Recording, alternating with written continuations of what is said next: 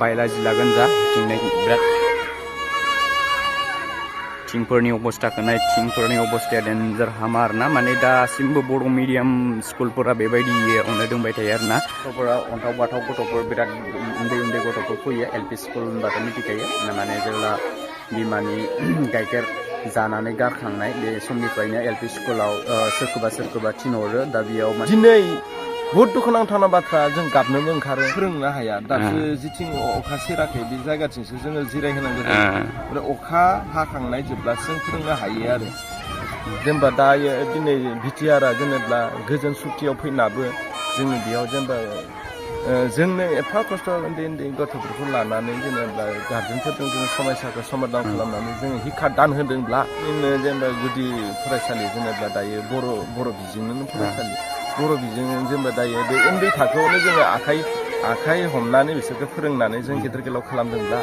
आरो बिसोरा मेगना नुवा नामा होनब्ला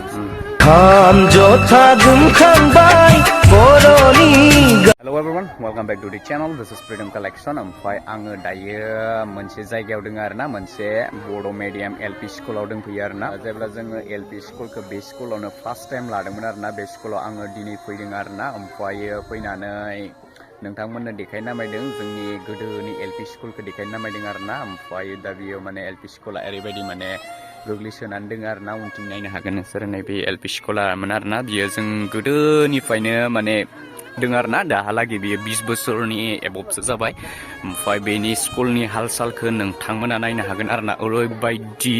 दासिमबो माबाया सरकारा बे स्कुलखौ माने बिल्डिं लुना होआखै आरोना नै बिथिं माबायदि बायला जिला जाना दोङो ओमफ्राय नैथिं माने थिं होनानै दोनबाय आरोना थिंखौ होनानै दोनबाय खिन्थु बे थिंफोरखौबो सरकारा हराखै आरोना गभर्नमेन्टआ हराखै नैबेखौ नायनो हागोन नोंथांमोना नैबे जाबाय साइनबर्ड आरोना नैबेनो जाबाय स्कुलनि नामा ओमफ्रायो दा सिगांथिं ओरैबायदि बायला जिला आरो बेखौ दाख्लै साननैसो सिगां नैबे माबाया बेराया हंला हंथागोन जामोन आरोना बे बेराया हंला हंथागोन जामोन ओमफ्रायो बेखौ माने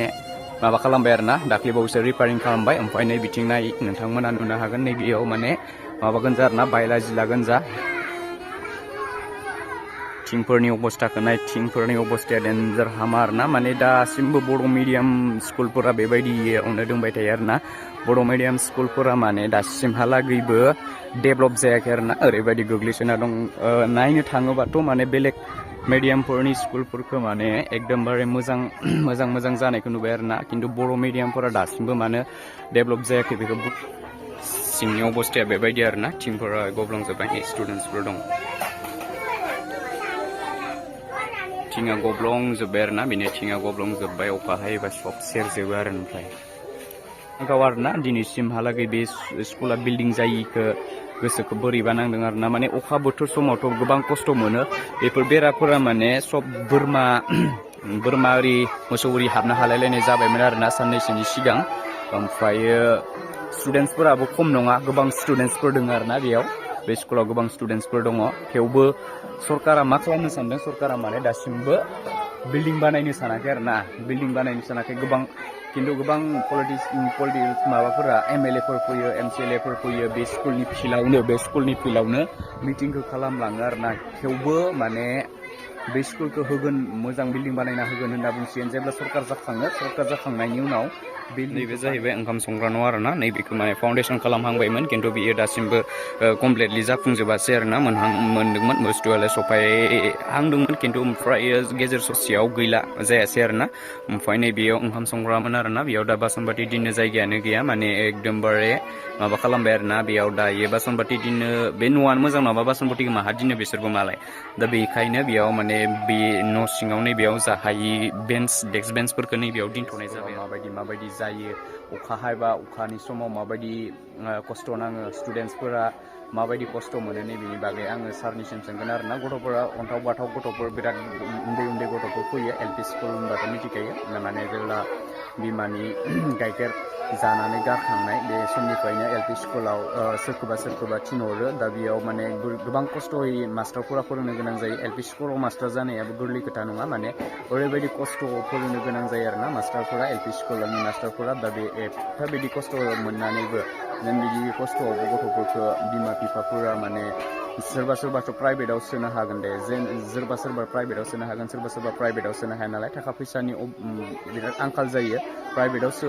सोनो हायिनि थाखायनो बेफोरबायदि गभर्नमेन्ट स्कुलखौ नांगौ जायो होननानै गभर्नमेन्ट स्कुलफोरखौ फसंथानखौ खालामनानै होदों थेवबो माने गभर्नमेन्ट स्कुल जानानैबो बिल्डिं गैया बेल'सो आरोना दायो आङो माने आंनि गोदोनि एलपि स्कुलनि जानाखि फोरोंगिरि बे सारनिसिम आङो मोननैसो कुइसन सोंनो नामायदों आरोना बे स्कुलनि बागैनो माने बे स्कुलाव आंखौ गोदोनि उन्दैनिफ्रायनो फोरोंदोंमोन आरोना सारा दा बिराद खस्थ'यैनो बे स्कुलाव फोरोंगासिनो दा बेखौ आङो सोंनो नामायदों सारनिसिम माखासे कुइसन आरोना माबायदि खस्थ' मोनो बेबायदि बायला जिला न'आव फोरोंबाय थानानै माबायदि खस्थ' मोनो बिनि बागै सारनियाव सोंनो नामायदों नोंथांमोना खोनासंना लाबानो जाबाय खुलुमबाय सार माने सारनिसिम आङो मोननैसो कुइसनसो लाना फैदोंमोन आरोना साराथ' गोबां बोसोर जाबाय बे स्कुलाव फोरोंबाय थानाया दा बेयाव बेफोरबायदि बायला जिला अबस्थायाव माबायदि खस्थ' मोनो बेफोरखौ एसे फोरमायनो हागोन नामा सारा आं बे हादानगुरि गुदि फरायसालिनि आं गाहाय फोरोंगिरि आंनि नामा प्रनब कसारि आङो बुंनो थाङोब्ला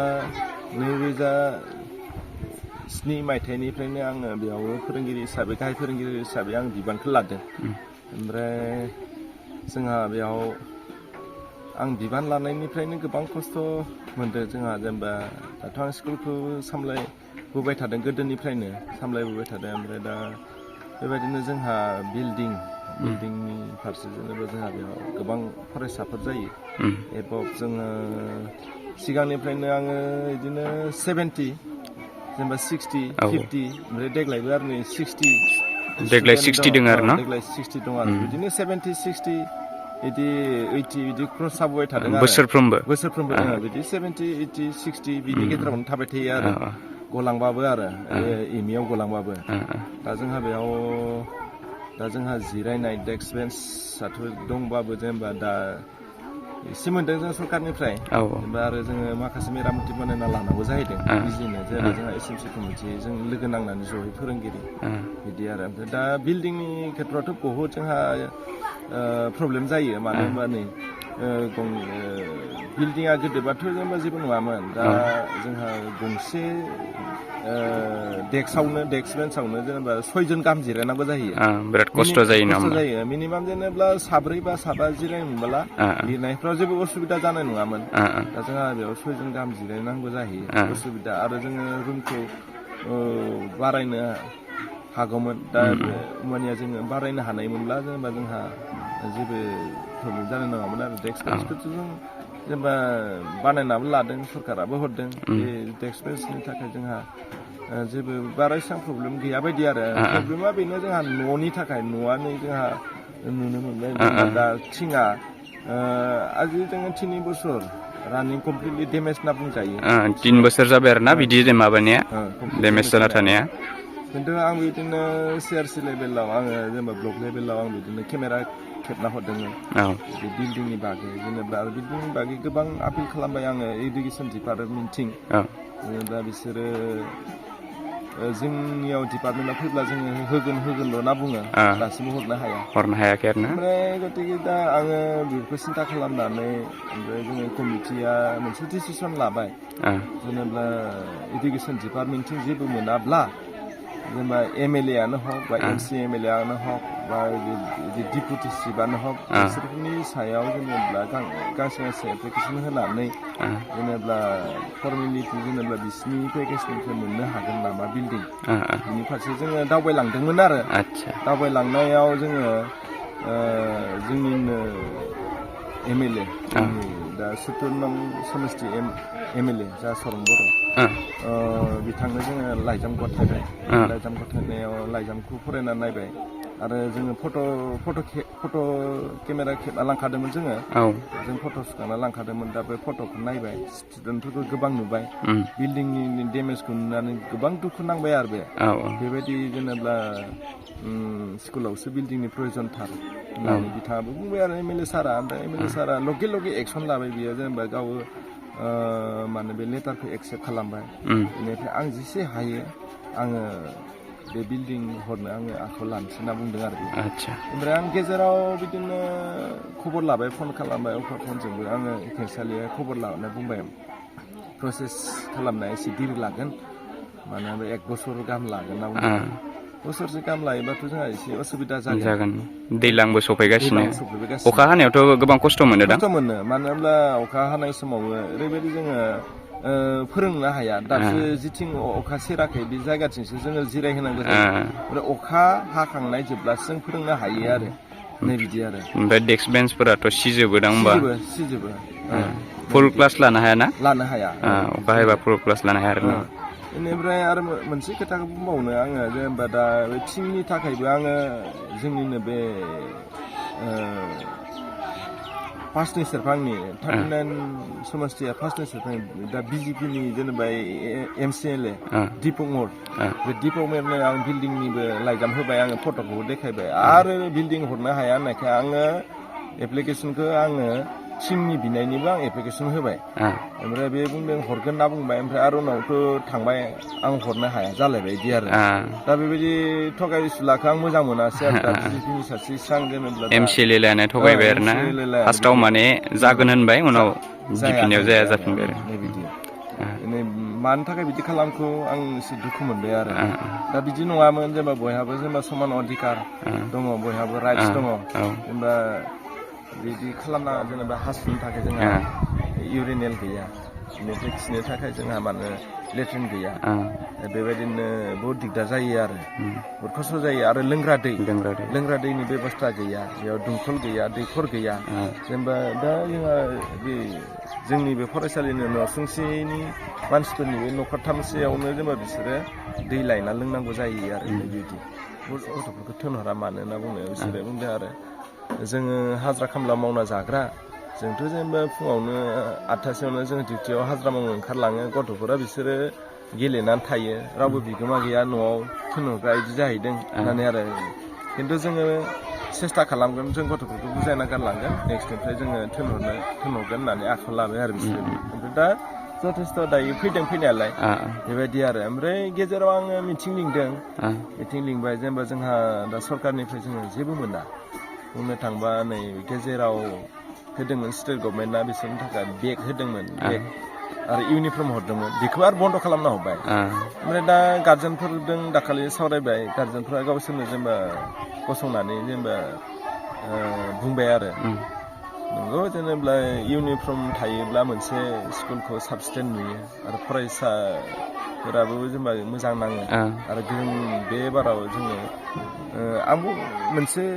सोंबाय आरो खोथा इसोरखौ इउनिफर्मनि बागै नोंसोरो जेनेबा गुफुरनि अनगायै गार्जेनफोरा बेलेग जेनेबा ड्रेस सुना हरनो हागोन नामा आरो इउनिफर्म होनो हागोन नामा नोंसोर होननानै इउनिफर्म थायोबा मोनसे डिसिप्लिनारि जायो बिदि बे खोथाखौ आं बुंनायाव ओमफ्राय सानैसो गार्जेनआ गसंना बुंबाय आरो नंगौ सारनि खोथायाथ' थिगानो जेनेबा दा सारा जि बुङो बेखौनो जों मानिगोन आरो जोङो सुना होगोन इउनिफर्मखौ जाबाय आरो दा इउनिफर्मखौ आङो गुफुरखौ होआसै मानो होनबा गुफुरा गथ'फोरा गेलेनायाव हाद्रि बालाजों गेलेना मैला खालामो आरो बिदि ओमफ्राय गुंग्राय बायदिसिना नुयो ओमफ्राय बेयाव एसे थाबनो गाज्रि लेथ्रा नुयो आरो गुफुरा ओमफ्राय दा जोंहा इउनिफर्म होदों ओमफ्राय दा जोंहा नुनो मोनगोन नोंसोरो देग्लाय जेनेबा इउनिफर्म होनायखौ जोंनि बे सेलारि बेथन दा बुङोब्ला बहुद दुखुनांथावना बाथ्रा आरो दा सरकारि स्कुलाथ' जेनेबा सरकारि स्कुलाव मावनाय जेनिखि जेनेबा सरकारि फोरोंगिरि बिसोरो मोनो दान बान्थाखौ जेनेबा 60निफ्राय 80नि गेजेराव दान बान्था मोनो बिसोरो जेनेबा 60-80,000 बिसोरो सेलारि मोनो जोंनि सेलारिया जादों जेनेबा मानो बै हाजिरा खामला मावना जानायनिसाय आरो गाहायाव दिनाव जोंनियाव 360 थाखा गोलैयो ओमफ्राय मासाव जोङो 10,800 मोनो 10,800जों जोंहा न'खर गावनि बिसि फिसा गथ' गथाय जेनेबा न'खर सुंनायाव गोबां दुखुनांथावना जाना फैदों आरो खस्थ' मोनो बिदि आरो दा जोङो स्कुलथिं नायोब्ला गावनिथिं गैया बिदि आरो दा जोङो बारम्बार जोङो बेबायदिनो आपिल खालामबाय बिनि गेजेरावबो जोंनि एस'सियेसन जेनेबा अल आसाम टिउटर एस'सियेसन बे दङ ओमफ्राय आरो अल BTR टिउटर एस'सियेसनबो दङ बे अल BTR टिउटर एस'सियेसनाबो BTRनि चिफ प्रमद बर'खौ जेनेबा मानो लोगो हमनानै सावरायदोंमोन सार माथो नोंथाङानो इकुसननि 1 फेब्रुवारियाव जेनेबा जोंनो एपइन्टमेन्ट लेटार गथायदोंमोन ओमफ्राय दा बिनि एगेन्स्टआव जोंनो सेलारिखौ इनक्रिज जेनेबा बारायना होनो हानाय बा रेगुलार खालामनो हानाय बेबस्था दंना गैया होननानै बे प्रमद बर'खौ सोंनाया बुंबाय आरो आंथ' जेनेबा एपइन्टमेन्ट होदों बे एपइन्टमेन्ट लेटाराथ' आं होनाय नङा बेथ' स्टेट गभर्नमेन्टआसो होनाय बेखौथ' स्टेट गभर्नमेन्टआसो नोंसोरखौ रेगुलार खालामनो हागोन नोंसिनि दरमाहाखौ बारायनो हागोन सेलारिखौ आं हाया जाबाय आरो दिनै बहुद दुखुनांथावना बाथ्रा जों गाबनोबो ओंखारो जेनेबा दायो दिनै BTRआ जेनेबा गोजोन सुक्तियाव फैनाबो जोंनि बेयाव जेनेबा जोंनो एफा खस्थ' उन्दै गथ'फोरखौ लानानै जेनेबा गार्जेनफोरजों जोङो समस्याखौ समाधान खालामनानै जोङो हिक्खा दान होदोंब्ला अब्ला जोंनि BTR गभर्नमेन्टआ जेनेबा दा गोजोन गोरोबथा लाबोनाया बहा थाखो जेनेबा गावनिनो जेनेबा गुदि फरायसालि जेनेबा दायो बर' बिजोंनिनो फरायसालि बर' बिजों जेनेबा दायो बे उन्दै थाखोआवनो जोङो आखाइ हमनानै बिसोरखौ फोरोंनानै जों गेदेर गोलाव खालामदोंब्ला आरो बिसोरा मेगना नुवा नामा अब्ला बिसोरनि सुथिया मा थाखो दिनै सोलोंथाइयानो मेन सोलोंथाइ नांगौ मानसिनो जेनेबा सोलोंथाइयानो मेन सोलोंथाइ थाब्लासो जेनेबा मानो दावगानो हायो बेबायदिनो आरो खोमसिनिफ्राय स्राङाव फैनो हायो नङा होमबा दा बेखौ नुनानै दिनै BTRनि सिबाबो बिदि खोथा बुंनायखौ आं मोजां मोनासै आरो जों बारम्बार लोगो हमदों बिदि खोथा बुंदों खननै जाबाय जोङो लोगो हमनाया बेबायदि बेथ' जेनेबा जोङो बेथ' हायाना बुंखाथारबाय जेबो जोंहा राहा गैया जेनेबा बिनिफ्राय नायबोलि 18 किल'मिटारसो आरो थांलाय फैनाय डाइरेक्ट जान-बाहननि थाखाय नैबे आरो लामा गोजान बिदि मालाबा अखा बांखायाव भुगिनांगौ जाहैयो बांद्राय अखा फैब्ला फैनो हाया दाथ' जेनेबा एसे लामाया मोजां जाबाय गोदोथ' जेनेबा बहुद खस्थ' मोनो एसे आङो जेनेबा मानो आं BTR सरकारनि हिसाबै आङो जेनेबा बुंनो सानदों जेनेबा जेनेबा बेफोरबायदि जेनेबा बेकार एरियायाव लामानि बेबस्था होनांगौ आरो मानो होनबा दायो आंल' नङा आंजों लोगोसे जेनेबा फरायसालिफ्राबो मानो स्कुलाव फैनायाव बहुद दिगदार जायो आरो लामानि थाखाय आरो लामायाव बहाबा दालां गैया बहाबा जेनेबा दै लोमना थायो हाब्रु जायो बिदि आरो बे लामानि सामाखौ बेबस्था खालामना होनांगौ लोंग्रा दैनि बेबस्था खालामना होनांगौ ओमफ्राय गामिखौ जेनेबा मानो डेभेलप खालामना होनांगौ बेनो आरो BTR सरकारनि सायाव आं बेखौनो जेनेबा माबायो आरो माबाबाय आरो खावलायबाय आरो गोजोननाय थाबाय सारनिसिम होमबा थेंक इउ हेल' एभ्रिवान नोंथांमोनाथ' नुखाबाय भिडिअखौ नायनानै नोंथांमोनाथ' क्लिप्स आरो जेनाखि देखायनाय बे भिडिअफोर देखायनाय आरो बुंनायावथ' नोंथांमोना मिथिखाबाय जानांगौ जाबायदि अबस्थायाव दोङो नोंथांमोना भिडिअआवनो नुखाबाय दा बेयाव आं बुंनांगौ गोनांथि गैया आङो बुंनानै होबाय थानो गोनांथि गैया बुंबाय थानो गोनांथि गैया नोंथांमोननि मेगनजोंनो जानाखि नुबाय आरो नोंथांमोना मिथिखाबाय बेसेबां बे बुस्थुआ बे स्कुला बेसेबां माने गोग्लैसोनानै दोङो बे स्कुला माने बेसेबां माबाया बिल्डिंनि गोनांथि जाना दं थिंफोरा गब्लंजोब्बाय थिंफोरनि अबस्थाया अखा हायो ओमफ्राय फोरोंगिरि सारा फोरमायनाय बायदिबा माने दैज्लां बोथोराव माने बोथोरा गाज्रिबानो अखा हायोबानो क्लासखौ बन्द' खालामनानै हेगारनो गोनां जायो होनना फोरमायदों आरोना थ' बेबायदि खोथायाव बेबायदि जाथायाव आरो आङो BTR गभर्नमेन्टनि सायाव आङो रिकुवेस्ट खालामहरदों BTR गभर्नमेन्टनि सायाव आङो बेखौनो फोरमायहरोदि आरो खावलायहरोदि जाहाथे बिथांमोना गोदोर ओरैनो मिटिं खुंस्लायस्लाय गोदोर मिटिंआव ओरैनो लेक्सार होस्लायस्लाय BTR डेभेलप जाबाय बायदिया डेभेलप जाबाय होननानै बुंस्लायस्लाय ओरैनो बिसोरथ' माबा मोनसे मिटिं खुंनानै बायदिसिना प्रग्राम बानायनानै ओरैनो थाखा फैसाखौ लस खालामो बेफोरबायदि प्रग्रामाव ओरैनो कौटि फैसा गारस्लायस्लाय बेबायदि स्कुल मोनसे बड' मिडियाम स्कुल मोनसेयाव 10 लाख 12 लाखनि न' गंसे लुना होयोबाबो बेहाय बर' जाथिनि मोनसेबो खहा जानाय नङा आरो बर' जाथिनि आरो बड' मिडियामनि बेयो मोनसे गोबां देरहानायसो जागोन होननानै आं सानो आरोना सोरनिबा साननायफोरा बेलेग जायो खिन्थु आं बेखौनो सानदों आरो नोंथांमोना मा सानो कमेन्ट बक्सआव खिथाहरबानो जाबाय आरो बे स्कुला थाबैनो जानांगौ होननानै आङो बुंबाय आरो नोंथांमोना मा सानदों बे स्कुलनि बागै नोंथांमोना मा बुंनो सानदों कमेन्ट बक्सआव खिथाहरबानो जाबाय आरो नोंथांमोननो आं माखासे भिडिअफोरखौ लाबोगासिनो जाहाथे इयुनाव जायफोरखौ सरकारा नायस'ना जायफोरखौ सरकारा नायस'ना माने ओरैनो खुगा सायावल' बुङो आरोना बेखौनो आङो आंनि भिडिअनि गेजेरजों आंनि चेनेलनि गेजेरजों नोंथांमोननो देखायलांगासिनो दं जायनाखि सरकारफोरा नायस'नि जायगाफोराव जायफोर जायगाफोराव सरकारा माने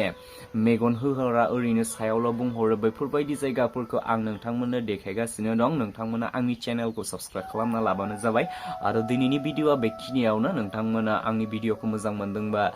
शेयार खालामनानै होबानो जाबाय आरो आंनि भिडिअखौ लाइक एन्ड कमेन्ट खालामनो बावगारनाङा आरो चेनेलाव गोदान फैदोंबा चेनेलखौ साबस्क्राइब खालामनो दाबाव खुलुमबाय।